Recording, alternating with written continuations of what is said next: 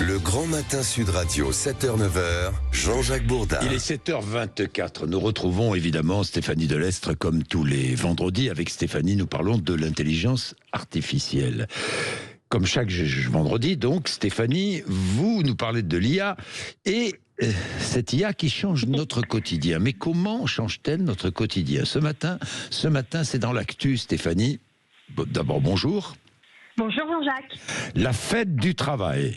Est-ce que l'intelligence artificielle va changer le 1er mai ?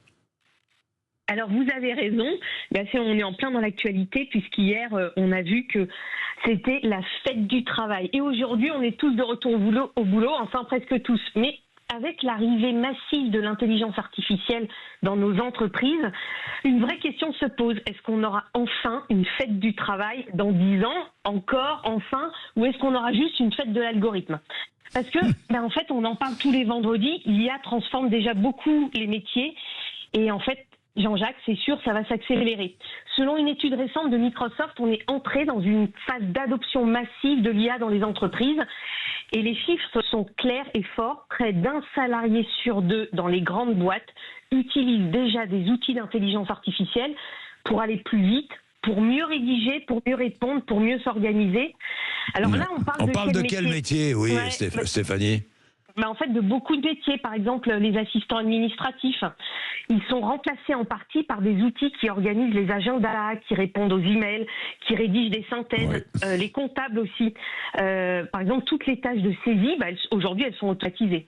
Les agents dans les services clients sont remplacés de plus en plus par des agents vocaux intelligents. Oui, ça c'est vrai, c'est insupportable parfois d'ailleurs, hein, je vous le dis tout de suite. Votre intelligence artificielle, Stéphanie, vous pouvez la garder, hein, parce que...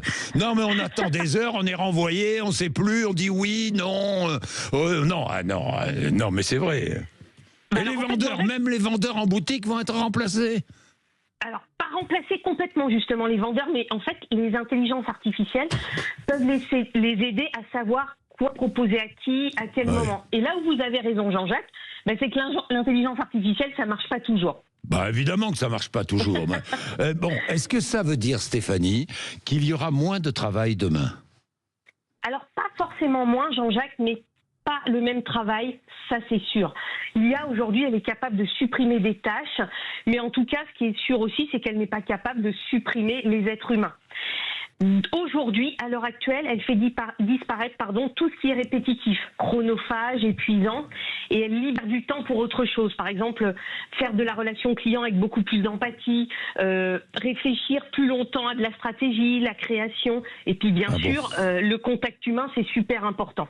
Oui. Alors, il va y avoir des nouveaux métiers, comme ceux qui apprennent à entraîner les IA, ceux qui les supervisent, ceux qui vont surtout former les entreprises à bien et mieux s'en servir.